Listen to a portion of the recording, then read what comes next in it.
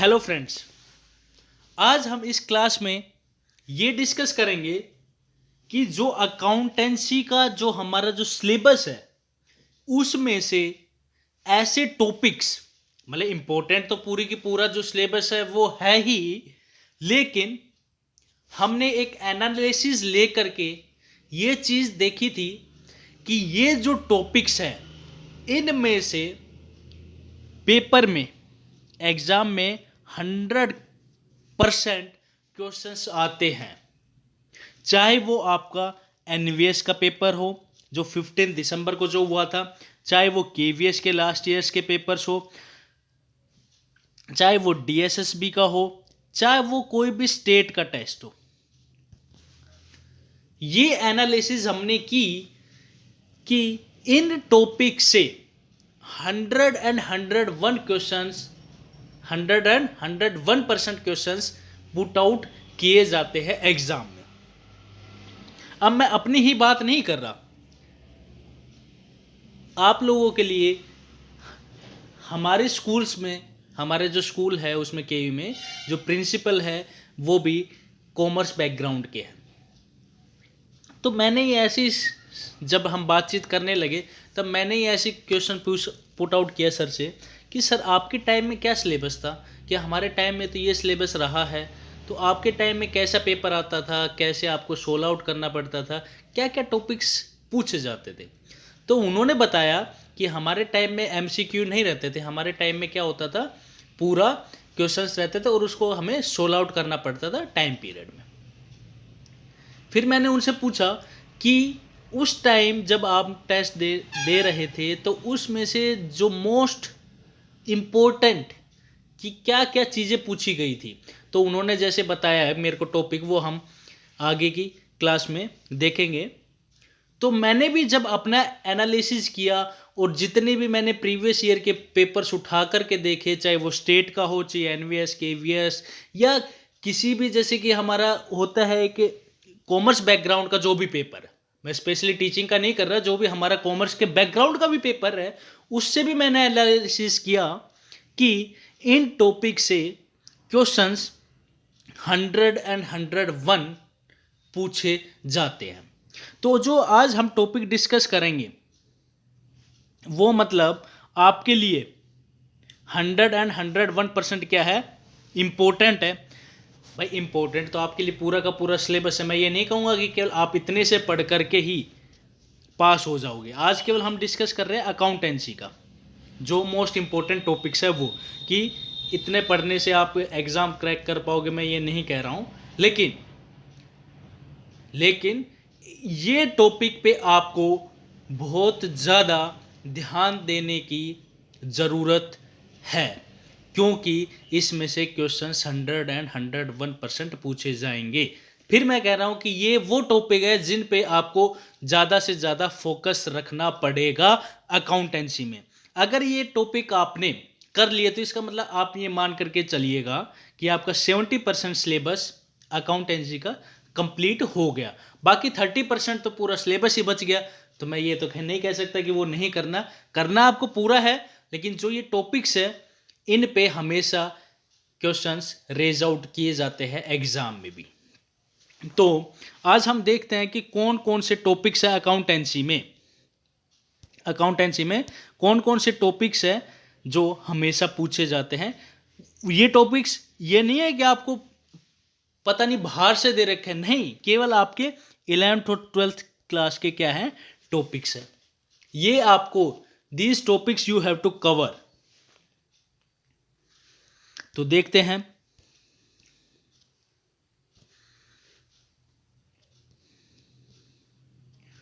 अब देखो, अब हमें पता है 12th क्लास का जो टॉपिक है पहला हमारा पार्टनरशिप से स्टार्ट हो जाता है। कहाँ से स्टार्ट हो जाता है? पार्टनरशिप से। पार्टनरशिप से पहले तो सभी को पता होगा कि पार्टनरशिप क्या होती है। पार्टनरशिप डीड रिटर्न में होती है या ओरल में होती है? रिटर्न में होती है। तो क्या चीज़ नोट डाउन की जाती है? राइट्स ऑफ द पार्टनर्स क्या होते, ये सब चीज़ें बेसिक है। ये आप पढ़ने भी बैठे हुए तो 2 मिनट में तैयार हो जाओगे और इस चीज़ को आप देख करके बोलोगे सर हमारा तो सिलेबस कंप्लीट है। नहीं, ये सब चीज़ें तो सभी को आती है, लेकिन आपको जो ज़्यादा फोकस देने की जो ज़रूरत है, इंटरेस्ट ऑन कैपिटल। क्या चीज? इंटरेस्ट ऑन कैपिटल या interest on drawing, how to calculate, ये आपको आना चाहिए, सिंपल मेथड से भी और मल्टीप्लाइड या जिसको हम बोलते हैं प्रोडक्ट मेथड से भी। Partnership deed, partnership deed return में होनी चाहिए या ओरल में होनी चाहिए अकॉर्डिंग टू पार्टनरशिप एक्ट, कौन से पार्टनरशिप एक्ट है, कब बना था, ये सब चीज़ आपको पता होनी चाहिए। पार्टनरशिप डीड में क्या अलाउ की जाती है जब रहती है, तब partnership deed in the absence of partnership deed में क्या चीज़ पार्टनर्स को अलाउ नहीं करती है, इंटरेस्ट और कैपिटल दिया जाएगा या नहीं दिया जाएगा, इंटरेस्ट ऑन ड्राइंग चार्ज किया जाएगा या नहीं किया जाएगा, इंटरेस्ट ऑन लोन कितना दिया जाएगा, तो ये सब चीज़ें आपको पता होनी चाहिए। उसके बाद आता है कैलकुलेशन ऑफ गुडविल। गुडविल का कैलकुलेशन 3 है हमारे पास, जिसमें से हमारा सुपर प्रॉफिट मेथड आपको आना चाहिए। फर्स्ट नंबर पे सुपर प्रॉफिट मेथड, दूसरा कैपिटलाइजेशन मेथड, दोनों से हमें आना चाहिए। टॉपिक आगे पीछे हो सकते हैं क्योंकि ऐसा नहीं है कि मैंने बुक से एनालिसिस करके, पेपर से एनालिसिस करके मैंने ये बनाया है, तो टॉपिक 1-2 ऊपर नीचे हो सकते हैं, अकॉर्डिंग टू चैप्टर नहीं मिलेंगे हम। Sacrifice gaining ratio, sacrifice ratio क्या होता है, गेनिंग रेशो, सेक्रीफाइस रेशो का फॉर्मूला क्या है, सन, सन है बेटा, बेटा क्या है, son is equal to old minus new, तो इससे हम न्यू रेशो भी ओल्ड रेशो भी क्या निकाल सकते हैं। अगला दिया गया है how much capital bring by new partner, जो न्यू पार्टनर है वो कितनी कैपिटल लेकर के आएगा एडमिशन के टाइम पे, और कितनी कैपिटल या कितनी गुडविल दी जाएगी रिटायरमेंट के टाइम पे, तो ये दोनों केस इंपॉर्टेंट है। अभी जो 15 दिसंबर को जो पेपर हुआ था उसमें ये पूछा गया था कि एक पार्टनर रिटायर हो रहा है इस तारीख को, तो उसको कितनी गुडविल दी जाएगी, तो इसका मतलब या कितनी कैपिटल वो लेकर के आएगा, तो मतलब ये दोनों क्वेश्चन इंपॉर्टेंट है, कितना दिया जाएगा कितना लिया जाएगा। गुडविल डिस्ट्रीब्यूशन, गुडविल का कैसे डिस्ट्रीब्यूट करेंगे, अगर कोई न्यू पार्टनर एडमिट हो रहा है और पहले से ही फर्म में क्या है गुडविल है, तो उसको कैसे डिस्ट्रीब्यूट किया जाएगा, और उस अपने हिस्से की गुडविल जब लेकर के आएगा तो उसकी एंट्रीज क्या बनेगी, इससे रिलेटेड क्या चीज, एंट्रीज आपको आनी चाहिए।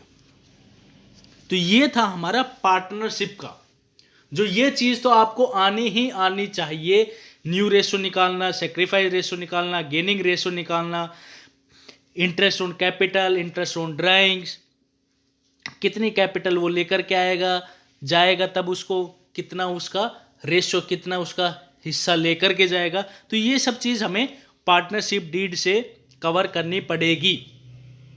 अब ऐसे तो भाई पार्टनरशिप में बहुत सारा बहुत लंबा चैप्टर है, तो वो तो आपको करना ही करना है, लेकिन इन सब चीज़ों पे आपको क्या रखना पड़ेगा, मेन फोकस रखना पड़ेगा, क्योंकि हमेशा क्वेश्चंस रेज आउट होते हैं कि ये पार्टनर आया तो ये कितनी अपने हिस्से के कैपिटल लेकर के आया, सेक्रीफाइस रेशो, गेनिंग रेशो या न्यू रेशो, ये हमेशा क्वेश्चन पूछा जाता है, हमेशा। अगर आपकी किस्मत अच्छी है तो 2 क्वेश्चन पूछ लिए जाते हैं, अगर किस्मत और भी अच्छी, उससे कम अच्छी है, तो कहने का मतलब 1 क्वेश्चन तो हमेशा पूछा जाता है, और आपकी किस्मत बहुत अच्छी है तो 2 क्वेश्चन तो पूछ ही लिए जाते हैं, चाहे फिर वो न्यू रेशो का, हर चीज सेक्रीफाइस रेशो का, ओल्ड रेशो का, तो मतलब ये कहने का मतलब रेशो से क्वेश्चन हमेशा पूछे जाते हैं। नेक्स्ट हमारा क्या आता है, कंपनी। कंपनी में सबसे पहले कंपनी एक्ट 2013 आपको पता होना चाहिए, कंपनी एक्ट 2013 पता होना चाहिए। बैलेंस शीट किस शेड्यूल के अकॉर्डिंग बनाई गई है, बैलेंस शीट किस शेड्यूल के अकॉर्डिंग बनाई गई है। अभी 2 दिसंबर का जो पेपर हुआ है, 15 दिसंबर का जो पेपर हुआ है, उसमें भी आपको कंपनी से कम 6 क्वेश्चंस आपको मिले थे। कंपनी एक्ट 2013 में जो हमारा कोऑपरेटिव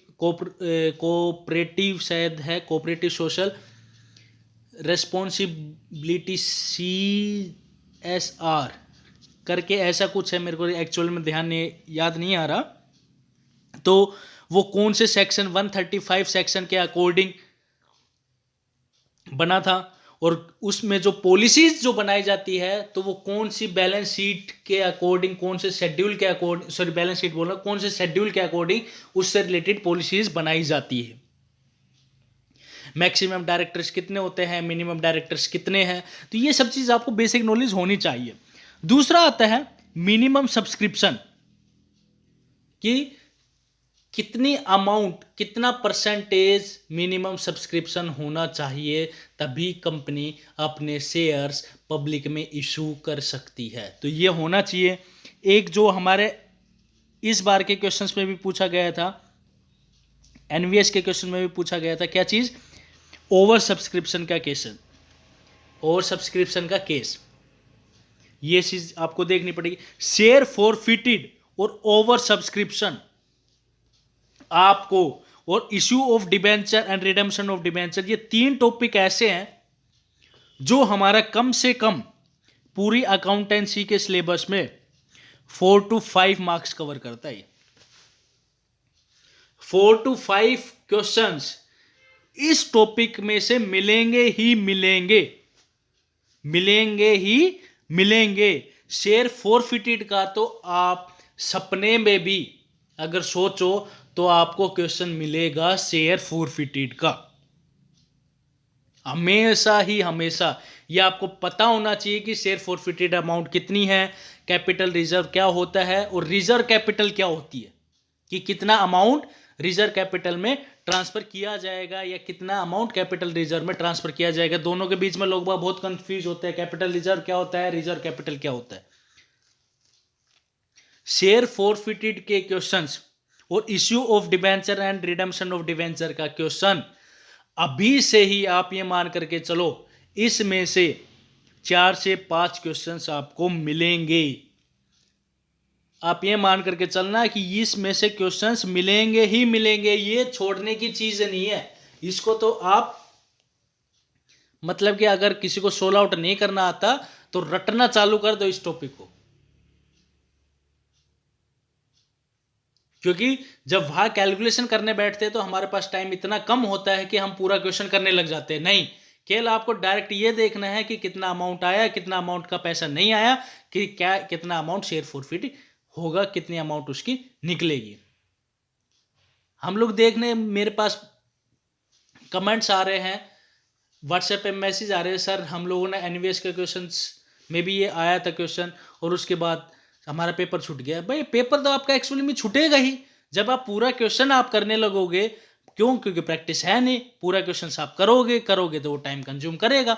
आपके पास 1 मिनट है और एक क्वेश्चन आपको करना ही करना है। 1 मिनट तब आपके लगेंगे जब आपका कैलकुलेशन वाला क्वेश्चन है तब। अगर थ्योरेटिकल क्वेश्चन है तो विद इन 10 सेकेंड आपको टिक करके निकल जाना है। क्यों? क्योंकि अकाउंटेंसी के कैलकुलेटिव क्वेश्चंस आपको मिलेंगे ही मिलेंगे जिसमें आप टाइम कंज्यूम करोगे। टाइम हमें कहां से कवर अप करना है? थ्योरेटिकल पोर्शन से। मतलब ये एक ऐसा टॉपिक है, आप चाहे किसी भी पेपर में देख लीजिएगा, ये टॉपिक 100 तो छोड़ो, आप 1000% इसमें से क्वेश्चंस आएंगे। और एक क्वेश्चन की बात नहीं कर रहा मैं, कम से कम ये जो 3-4 टॉपिक है इसमें से 5 to 7 मार्क्स के क्वेश्चंस, मतलब 5 to 7 क्वेश्चंस, तो मार्क्स कितने हो गए? 5 या 7 मार्क्स, तो 101% मिलेंगे। दूसरा, जो हमारे बैलेंस शीट बनाई जाती है कौन से शेड्यूल के अकॉर्डिंग बनाई जाती है? वर्टिकल बनाई जाती है, हॉरिजेंटल बनाई जाती है। शेयर कैपिटल किसका पार्ट है? कॉल इन एडवांस कहां पे रिकॉर्ड किया जाएगा? कॉल इन एडवांस कहां पे रिकॉर्ड किया जाएगा? तो ये इस बार भी क्वेश्चन में पूछा गया था, जो कॉल्स इन एडवांस है वो बैलेंस शीट में कहां लिखा जाएगा? अदर करंट लायबिलिटी में, शॉर्ट टर्म लायबिलिटी में, शॉर्ट टर्म्स एंड प्रोविजंस में कहां रिकॉर्ड किया जाएगा? ये इस बार भी क्वेश्चन पूछा गया था एनवीएस के पेपर में। तो आपको ये नहीं है कि छोड़ देना है, तो बैलेंस शीट आप रट लेना, क्योंकि बैलेंस शीट से, कंपनी की जो बैलेंस शीट है उससे भी 2 से 3 मार्क्स के क्वेश्चन बनते हैं। क्या क्या क्वेश्चंस बनते हैं, बैलेंस शीट कौन से शेड्यूल के अकॉर्डिंग बनाई जाती है, बैलेंस शीट हॉरिजेंटल बनाई जाती है, वर्टिकल बनाई जाती है, बैलेंस शीट में मतलब शेयर कैपिटल, शेयर फॉरफिटेड, तो कहां पे रिकॉर्ड की जाती है बैलेंस शीट में, कहां पे लिखी जाती है। नेक्स्ट हमारा आता है फाइनेंशियल स्टेटमेंट। बैलेंस शीट आपको बताई दी। रेशो में डेब्ट इक्विटी रेशो, क्विक रेशो, ये आपको आना ही आना चाहिए, क्योंकि इसमें से हमेशा क्वेश्चंस मिलेंगे, चाहे आपको करंट रेशो निकालना चाहिए वो क्विक रेशो। अगर ये आता है तो आपको current assets, liquid assets, working capital निकालना आता होगा, अगर नहीं आता तो आप लोग सीख लीजिएगा जब क्लास आपको करवाई जाएगी उसमें। लेकिन इसमें से हमेशा क्वेश्चन मिलता है, क्योंकि एग्जामिनर कभी भी ऐसा नहीं देगा कि बच्चों को टाइम लगे, लेकिन इतना भी इजी नहीं देगा कि आप डायरेक्टली उसको कैलकुलेट कर लें। अगर आपको वो क्विक रेशो भी निकालना दे रहा है, क्विक रेशो निकालना जब वो दे रहा है तो आप में ये नहीं पूछेगा कि क्विक रेशो निकालो, आपसे वो पूछेगा क्विक एसेट्स कितनी है, स्टॉक कितना है, करंट लायबिलिटी क्या है, आपसे डायरेक्टली क्विक रेशो नहीं निकालने के लिए बोलेगा। और बच्चे इसी में फंस जाते हैं। अब सब सोचते हैं क्विक रेशो का फॉर्मूला क्या है, quick assets upon current liability. अब बात आ जाती है ये फॉर्मूला तो उन्होंने याद कर लिया, लेकिन अब ये नहीं पता कि उन्हें क्विक एसेट्स या लिक्विड एसेट्स कैसे निकालते हैं। तो हमें जो सबसे जो छोटी चीज है जो हम नेग्लेक्ट कर देते हैं, वही से हमारा क्या बनता है, पेपर बनता है। Cash flow statement, cash flow statement में हमेशा क्वेश्चंस पूछा जाता है, डिविडेंड पेड, इंटरेस्ट रिसीव्ड, तो ये सब चीज तो हमें पता है। लेकिन वहां पे जब क्वेश्चन पूछ लिया जाता है, वो बोलता है एक फाइनेंशियल कंपनी है और उसको इंटरेस्ट मिला है, तो वो कौन सी एक्टिविटी में आएगा, बस इंटरेस्ट रिसीव्ड डाला डायरेक्ट किसमें, इन्वेस्टिंग एक्टिविटी में। बात वहां पूछ रहा था क्या, फाइनेंसिंग कंपनी है और उसको इंटरेस्ट मिला है, तो भाई जब फाइनेंसिंग कंपनी है उसको इंटरेस्ट मिलना और देना, ये सब किस एक्टिविटी का पार्ट है, उसके लिए ऑपरेटिंग एक्टिविटी का पार्ट है। लोग बाग क्वेश्चन पढ़ेंगे नहीं, बस ये इंटरेस्ट पेड डायरेक्ट किसमें, इन्वेस्टिंग एक्टिविटी में। अरे दादा भाई, क्वेश्चन से आपको आगे भी पढ़ना है, उसमें ये देखना है आपको कि वो कौन सी कंपनी का है, फाइनेंसिंग कंपनी है या हमारी दूसरी कंपनी है। फाइनेंसिंग कंपनी हम पढ़ते नहीं है, डायरेक्ट हम नॉर्मल मानते हुए किसमें कर देते हैं, इन्वेस्टिंग एक्टिविटी में। ये सब हमें बिल्कुल, ये हमारा जो नतीजा है ना, ये हमारा केयरलेस का नतीजा, ओवर कॉन्फिडेंस। पूरा क्वेश्चन पढ़ना नहीं और मिनट में चालू। अब मेरे पास कल मैसेज आया हुआ था कि सर इसका क्या होगा, जब ऊपर जब उसने बताया कि सर मैं तो ये करके आ गया, मैं उसको ये बोला कि ऊपर देखो क्या गिवन है, फाइनेंसिंग एक्टिविटी गिवन है, फाइनेंसिंग कंपनी गिवन है, और जब फाइनेंसिंग कंपनी है और उसको इंटरेस्ट मिलेगा तो वो किस में जाएगा, उसके लिए तो वो ऑपरेटिंग है।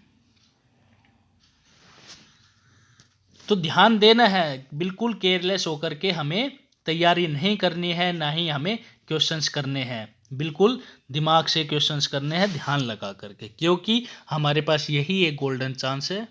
उसके बाद आपको भी पता है कि पीजीटी कॉमर्स की वैकेंसी बहुत कम निकलती है, कम मौका मिलेगा, कितनी वैकेंसी आएगी कुछ किसी को कुछ नहीं पता।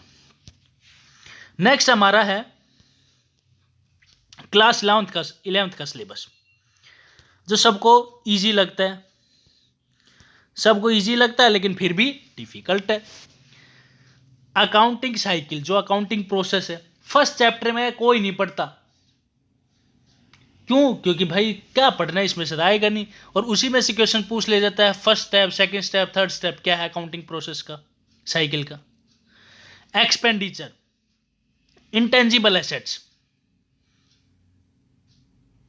अभी भी एक क्वेश्चन एनवीएस में पूछा गया था कि जो हमारा एडवर्टाइजमेंट है वो किस नेचर का एक्सपेंडिचर है। उसमें केवल ऑप्शन दिया हुआ था revenue expenditure, capital expenditure, expense या लॉस। तो वैसे तो जो एडवर्टाइजमेंट है वो है डेफर्ड रेवेन्यू एक्सपेंडिचर, ऐसा खर्चा जो हम एक बार कर देते हैं लेकिन उसका प्रॉफिट हमारे सालों साल तक मिलता रहता है। अब मेरे पास बच्चे बोल रहे हैं सर रिवेन्यू एक्सपेंडिचर। भाई एक बार आप थोड़ा सा दिमाग लगा करके देखिए, रेवेन्यू जो रिकरिंग इन नेचर है, मतलब आप ये बताओ कि हर कंपनी डेली न्यू एडवर्टाइजमेंट बनाती है या साल में 10, मतलब हर साल ही वो एडवर्टाइजमेंट, कुछ रेपुटेड कंपनी क्या करती है, एक बार एडवर्टाइजमेंट बना दिया और वही एडवर्टाइजमेंट उसके बहुत सालों तक चलता है, तो एक तरीके का कैपिटल एक्सपेंडिचर है जब तक। और अगर ऑप्शन में डेफर्ड रेवेन्यू एक्सपेंडिचर गिवन है तब क्या माना जाएगा, वो डेफर्ड रेवेन्यू एक्सपेंडिचर। अगर ऑप्शन में डेफर्ड रेवेन्यू एक्सपेंडिचर गिवन नहीं है तो क्या माना जाएगा, कैपिटल एक्सपेंडिचर। तो हमें ये देखना है कि जो एक्सपेंडिचर्स है वो कितने टाइप्स के होते हैं, कौन कौन सा उसमें आएगा। नेक्स्ट आता है हमारा जनरल रिजर्व, कैपिटल रिजर्व और बैड डेट्स प्रोविजन। इसमें से आप ये मान करके चलिए, जैसे मैंने कंपनी का बोला है 1000 टाइम्स, इसमें भी मैं बोल रहा हूं 1001%। बैड डेट्स प्रोविजन निकालना आएगा ही आएगा कि बैड डेट्स प्रोविजन कैसे निकालते हैं। उसके बाद आता है आपका कंसेप्ट्स एंड प्रिंसिपल्स। ये सबको आते होंगे, नहीं आते होंगे तो आप लोग पढ़ लेना ध्यान लगा करके, और विद एग्जाम्पल कि जो एसेट्स परचेज की जाती है वो कौन सी वैल्यू पे, मार्केट वैल्यू पे या बुक वैल्यू पे, किस पे रिकॉर्ड की जाती है। हम पहले से ही लॉस को लॉस मान लेते हैं, लेकिन प्रॉफिट को जब तक हम प्रॉफिट नहीं मानते तब तक, जब तक हमारे हाथ में मतलब इन हैंड नहीं आ जाता तब तक हम उसको प्रॉफिट नहीं मानेंगे। कौन से प्रिंसिपल के अकॉर्डिंग, कॉन्टीजेंट लायबिलिटी कौन से प्रिंसिपल कंसेप्ट्स में आती है, तो ये सब चीज। अकाउंटिंग स्टैंडर्ड, अकाउंटिंग स्टैंडर्ड में जैसे कि AS3 हो गया, AS5 हो गया, तो जो हमारे वो अकाउंटिंग स्टैंडर्ड जो हमारे चैप्टर वाइज है, जैसे कि डेप्रिसिएशन का कौन सा अकाउंटिंग स्टैंडर्ड है, कैश फ्लो का हमारा कौन सा अकाउंटिंग स्टैंडर्ड है, ये सब चीज़ आपको देखनी है।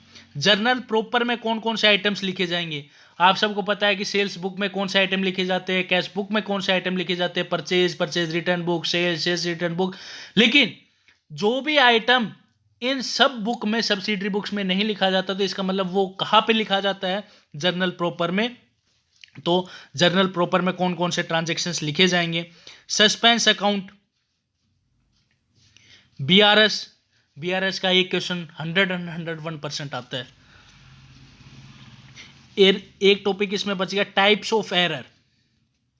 क्या चीज, टाइप्स ऑफ एरर।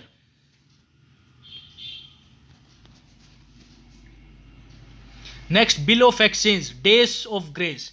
भाई ये क्वेश्चन भी कोई गलत करके आता है ना, तो वो उसको तो फिर हम कुछ कहने लायक बचता ही नहीं है।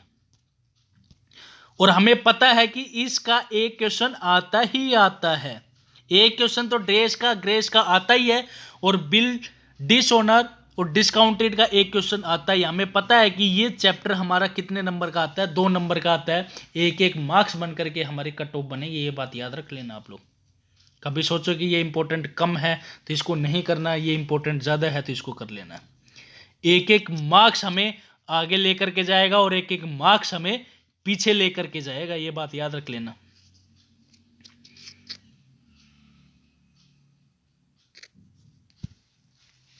डेबिट नोट, क्रेडिट नोट क्या होता है। डेप्रिसिएशन का क्वेश्चन जैसे मैं बोल रहा था कंपनी में 100%, तो इसमें भी 101% क्वेश्चन मिलता है SLM मेथड से या डिमिनिशिंग मेथड से डेप्रिसिएशन का।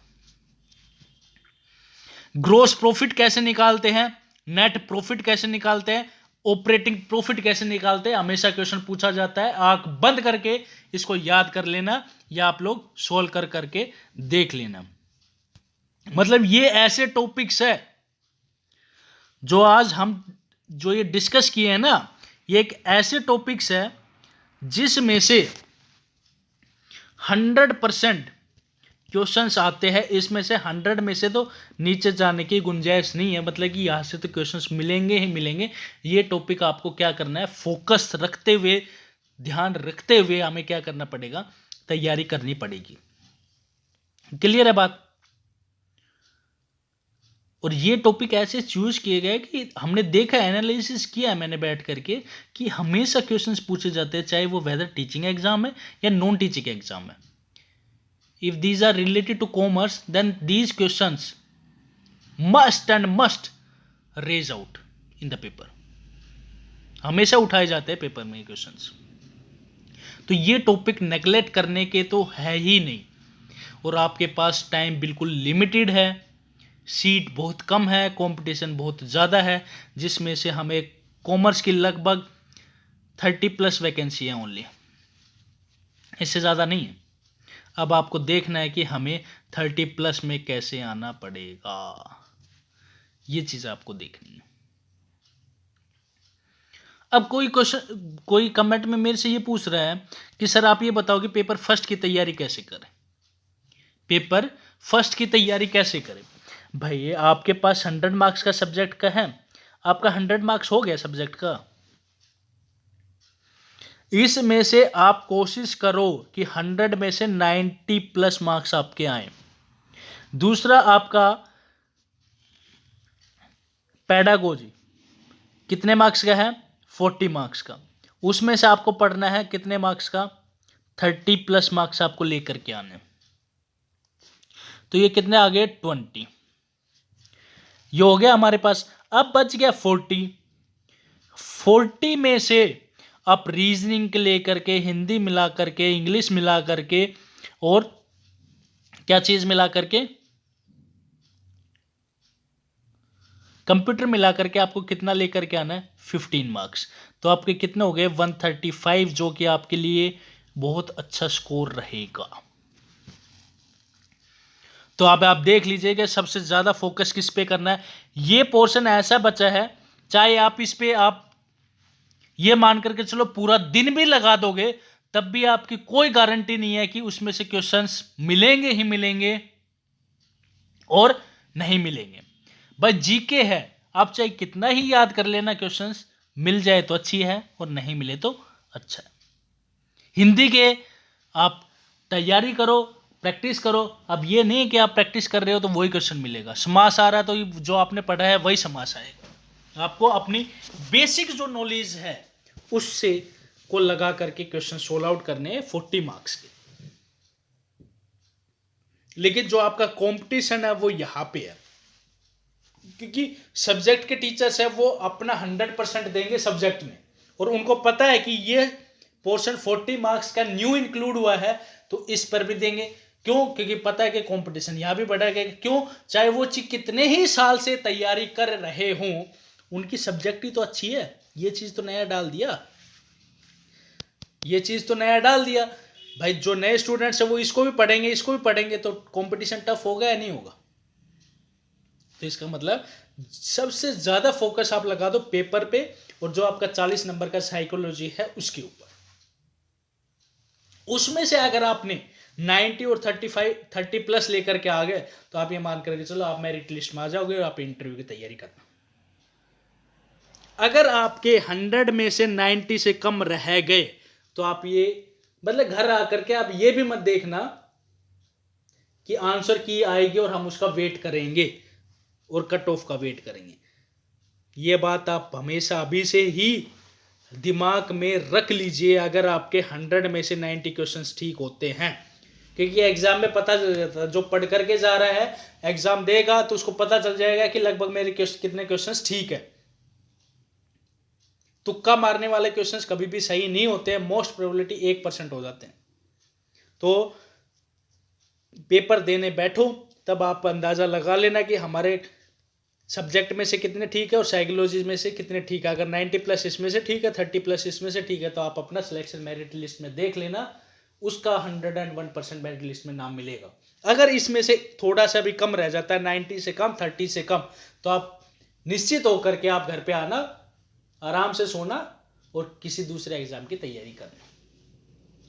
थोड़ी कड़वे वचन लगेंगे या थोड़ी कड़वी बातें लगेंगी, लेकिन ये फैक्ट है, क्योंकि कंपटीशन बहुत टफ है। 3-4 सालों से लगातार जो इस बैकग्राउंड के हैं वो अपनी तैयारी भी कर रहे हैं। मैं ये नहीं कह रहा कि हर तैयारी कर रहे हैं। आपको अगर कम से कम इसमें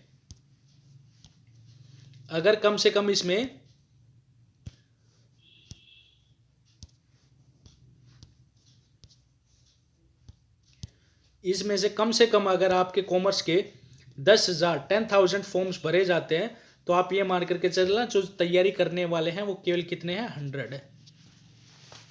बाकी तो सब ये है कि हम पढ़ रखा है, सब चीज़ आती है, कर लेंगे पेपर में। ये वाले हैं जो आपको कंपटीशन देने वाले हैं वो कितने हैं, 100 है, और 100 में से आपको 37 में आना है। वो 100 ऐसे हैं जो अपने सब्जेक्ट में से 100 में से 100 लाने की कोशिश करेंगे। क्यों? क्योंकि उनको पता है कि मैं जितना फोकस दूसरे सब्जेक्ट पर लगाऊंगा इतने से तो मैं अपने सब्जेक्ट में ही निकाल ले जाऊंगा ना। वो क्यों अपना 40 नंबर के लिए रीजनिंग करेगा, कंप्यूटर करेगा, हिंदी इंग्लिश पढ़ेगा? वो अपना ही उतना ही फोकस सब्जेक्ट और साइकोलॉजी पे देगा। अगर उसका सब्जेक्ट और साइकोलॉजी ठीक है तो उसको कौन रोकने वाला है?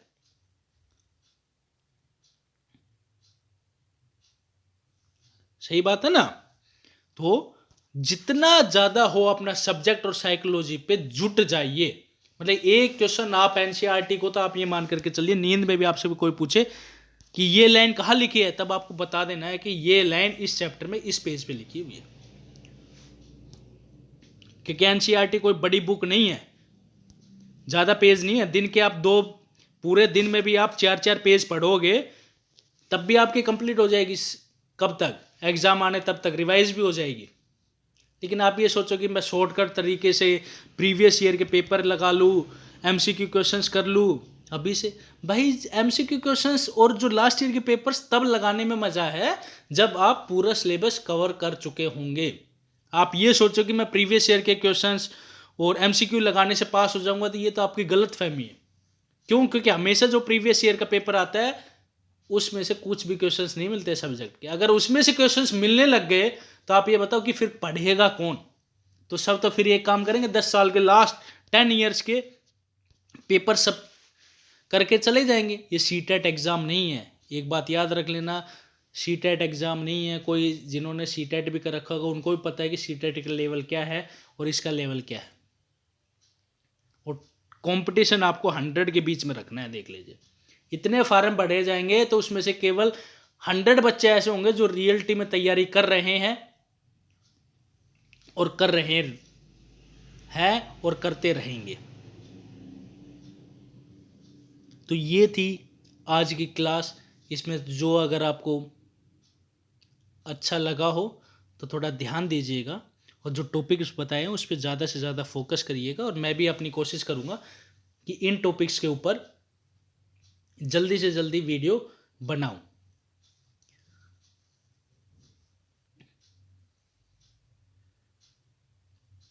तो जो बिजनेस स्टडी के जो इम्पोर्टेंट टॉपिक्स है वो हम नेक्स्ट क्लास में डिस्कस करेंगे। आज के लिए है इतना ही। Thank you and have a nice day.